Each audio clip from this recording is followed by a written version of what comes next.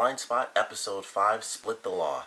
Definitely a fun episode because we got to see the CIA versus the FBI, and the CIA director is a very interesting villain because obviously it's the CIA. It's like, oh, we kind of see them as the good guys. And government is just all how you feel about it.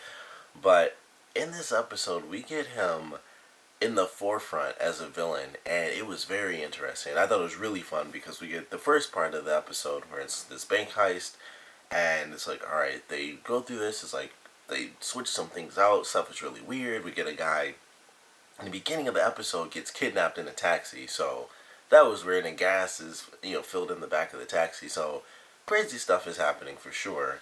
And then they find this super secret CIA base basically underneath a bank, and that's when things got really crazy. They find out that the person they thought was killed actually wasn't dead, so Dodie is still alive. He can make chemical bombs and kill just tons and tons of people. We have people with radiation poisoning in this episode. We get Jane meeting Weller's sister and his nephew in this episode. We get Weller's father at the end of the episode, which is really obvious. As soon as his sister was like, don't be mad, I'm like, oh, we're going to meet his dad. And that has me very excited for the next episode because that's what I wanted to see ever since they did the Taylor Shaw thing. And now we kind of still have this doubt, but he's not going with the doubt. Like, Weller is like, she's Taylor Shaw, nothing else really matters. So for everyone else, at least everyone outside of the FBI, it's like, this is Taylor Shaw. This is the girl that's been missing for so long, who people thought his father kidnapped. They're just going to be happy. Like his sister was. She was just happy and telling, stories and things like that. And his father is probably going to feel the same way. Like, I can't believe that this girl's alive. Her being kidnapped was blame on me, which I still want that answer because we don't know. It's like, of all the people, why was he the one that got blamed? So I'm looking forward to getting that answer as well in the next episode because it just seems really weird. Like, why would the father of, the girl's, like, basically her best friend, why would his father be the one that was blamed for her disappearance? So that was really interesting to me. And I guess, it really doesn't make sense. Weller mentioned that he was, like, babysitting her and there was no signs of forced entry. And maybe that was why, because they were so close as, like, the families. He may have had a key to their house in case anything happened. Weller was obviously babysitting Jane at that time. So maybe that's why they blamed his dad, because it was like, there was no signs of forced entry and stuff like that. It had to have been someone who had the key, even though it doesn't make any sense. So they kind of just all laid on his dad, and then that was pretty much it. People stuck with it. But I'm looking forward to that in the next episode. I don't know if he'll actually let his dad meet Jane in the next episode, because obviously his reaction it wasn't as angry as I thought. He was actually super calm, but he really was just like, it's my dad. And he was just like, well, I'm leaving my own house and I'm walking out. And it was like 10 o'clock at night or something. And he just turned around and was like, well, I'm walking out. So I don't know if they're going to meet in the very next episode, but it's going to happen fairly soon, which I'm looking forward to. But the case itself was definitely entertaining. I think the bank scene was pretty cool. It got really crazy, like when it started, it started to just get weird, and it was like, when the woman was like, thanks for giving them more time, and then they just kill all the people. I was like, what in the world just happened there? And then it's like the whole plan was just to switch, basically body switch two people and have Dodie get taken out as one of the hostages who needed some help. And then he kills the paramedics and stuff, which I was like, that really sucks for them. They're just trying to help a guy. And then he's a part of this crazy terrorist plot, and he ends up having to kill them too. So they go on the hunt for him. They're kind of going up against the CIA, which it was kind of funny, with Jane's thing early on in this episode. She was like, aren't we on the same team? And it's like, nope. And I learned something. I had no idea the CIA was technically international, so they didn't have jurisdiction on stuff that took place in the country, which seems really crazy to me, but whatever. I feel like that would be such an insane lie for them to make up, but I think crazy stuff like that has happened before, but hopefully that's real, and that's not just a random thing they threw in just to have it make sense, even though that's not at all how it works. But I like that concept. I thought that was actually really cool, and of course, the director being really just bad. He's just definitely a villain. He obviously at the end of the episode, his plan was totally to shoot Jane straight in the head, and I love that scene because I was like, how in the world is this gonna play out? And then we get our director coming in, and I'm calling her our director because I like her. She comes in and puts a gun to his head. I was like, I did not expect that to happen. So she was out in the field, probably knew that he was going to be there at some point, and she took off from the office. I was like, I'm going to get there to stop him from doing whatever he's going to try to do.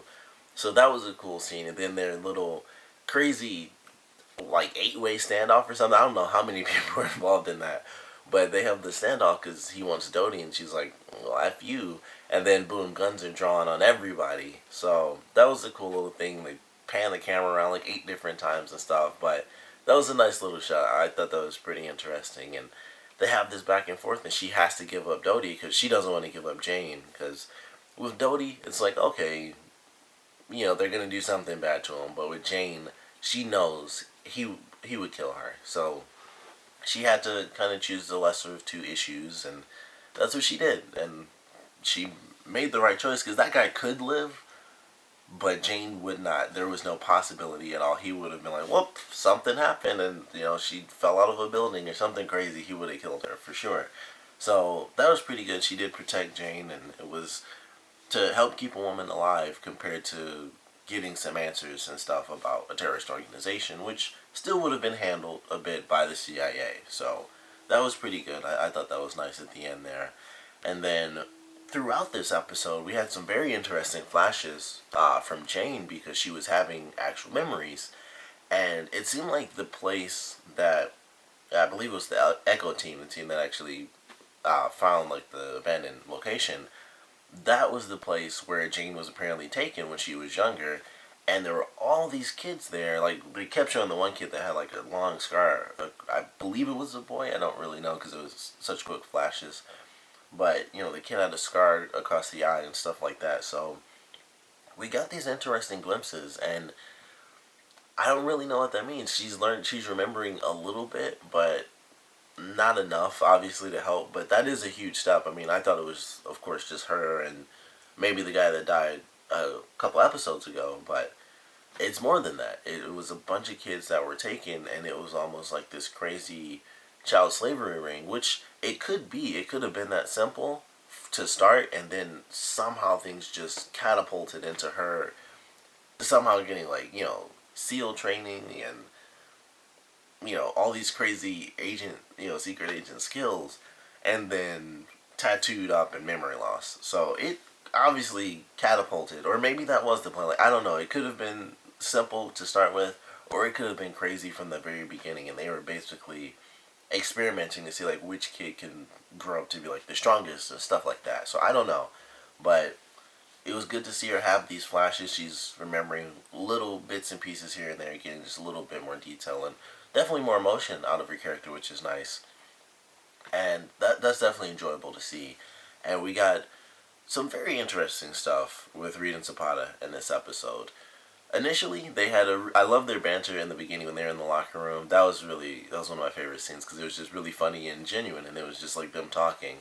And then we got the end of this episode where the guy from the CIA talks to Reed because he's on his radar, and he's like, if you're ever interested in working for the good guys, we should talk. And I thought like, okay, that's interesting. He might go to the CIA or something, and that could just be a plot line that happens in the future or something, where he's even considering it at least. I thought that might be something that would happen. And then the stuff with Zapata was just like, I thought it was weird too. I was like, oh, well, how come Reed is on his radar, but she's not? But I was like, okay, well, he is, and she is, and I just let it go, to be totally honest. I was like, alright. And then we get the final scene when he's in the car, and she gets in, and apparently, I'm assuming they've known each other for quite some time. It wasn't like he knew like exactly who she was, and it was just him, messing around with her, basically. And he had put it out there a while ago, I guess. I mean, it's been since he found out about Jane and everything. I guess it's been a couple of days. So he probably contacted her somehow. It's probably been like almost a week or so. But he's contacted her, and she finally kind of gave in during this episode. And that kind of sucks. I did not see that coming at all. So I don't know exactly what that means. There's not much that she could really say. I mean, she's all she can do is say like, "Well, this is what we got from this tattoo," and that's pretty much it. But the fact that she went to the guy and once, I mean, she obviously needed help, and that was something because they haven't really touched on the money thing where she owed like, I think it was 80 grand or something crazy like that. So this is kind of the answer to that. She's going to him because he gives her, of course, the typical, envelope full of money. And so now she has the money she needs to pay off this guy that she owes. And she's going to be giving him answers or whatever she can about Jane. So I'm not sure what to really expect from that, but I'm looking forward to it because I like her character and I don't think she's going to flat out become like a villain because of this or anything like that. But it still sucks to see it happen. And of course, and they probably did this on purpose because of course we would all think that it was Reed that would be the one to do that because he's had all these issues about Jane joining and things like that. But in the last episode, I believe it was the last one where he does talk to her, it's like, yeah, she shouldn't really be in the field, but it's not because of her, it's because of what she does to Weller, really. And they kind of confronted that issue in the last episode, so it makes sense that it wouldn't be him because we find out the actual reason behind it. And then with Zapata, it just seemed like everything was fine with her, and I guess that's kind of why she's the one who ends up giving away the secrets. And like I said, we'll see what she gives up or what she really even can, because all she can say is, we found out this about the tattoo, about this new tattoo, or that about this new tattoo. So it's not like there's going to be too much that she could find where it's like, here's this earth-shattering thing, although most of the stuff is, really, when you think about it. But it's not really going to be anything that flat out says, like, these people are involved in this thing. They have the case number, but that's kind of being swept under the rug a little bit, on both sides, of course.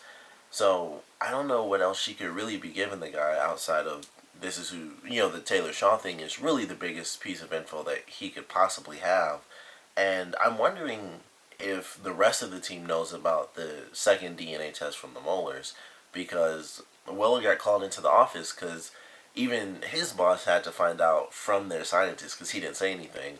So I'm wondering if Reed and Zapata even know about that to begin with, because he kept it a secret himself, and he was told alone because obviously he's like the main one who it affects. So I don't think Reed and Zapata actually know about that just yet. So that could come into play a little bit later as well, where she's able to give the guy like, oh, here's this little bit of info where she might be Taylor Shaw, but she could also be this random person who's born in Africa. So who knows? Like, I'm looking forward to it though. I think this was a pretty fun episode. It's a very surprising ending with Zapata going to the guy. I was just very shocked by that. I was like, holy crap, this is not great.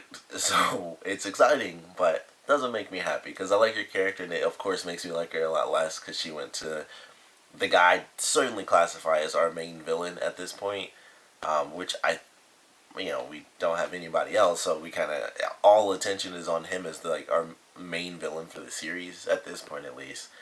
So I don't know, and maybe they're the people that couldn't be trusted. Who knows? It's the CIA, but I'm looking forward to this next episode. Of course, I want to know what you guys thought about this episode, so please comment below. Let me know your favorite parts, least favorite parts, and I want to know what you guys think about the director in this episode. I'm pretty sure he has the wrong title, but I just keep calling him the director. He has like, it's like Vice something else, but I'm just going with director because that's all I can think of.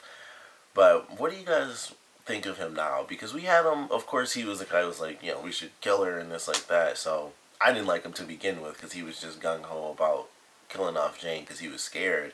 But in this, it wasn't just Jane. It was like it was like him and this deal the issues that he has with Jane, and him just being a part of the CIA versus the FBI and like against our main characters, and also recruiting one of our main characters and kind of switching her allegiances just a little bit, and getting info out of her. It made me like him way less, which I think is of course the point. But I do kind of like the way that he acts because he knows he can't really be touched at this point because of his position and the fact that he's in a totally different organization. It's not just two co-workers dealing with each other. It's the FBI versus the CIA, and he's in a very high-ranking position, and so is our director for the FBI. So it's like they can't just have a little squabble and it's nothing. It's going to be an issue. So I like the style of his character where he's very sarcastic, like insanely so, and I like that about him, but of course, I just don't like him as a person within the show. But I want to know what you guys think, so please comment below, let me know, and thanks for watching.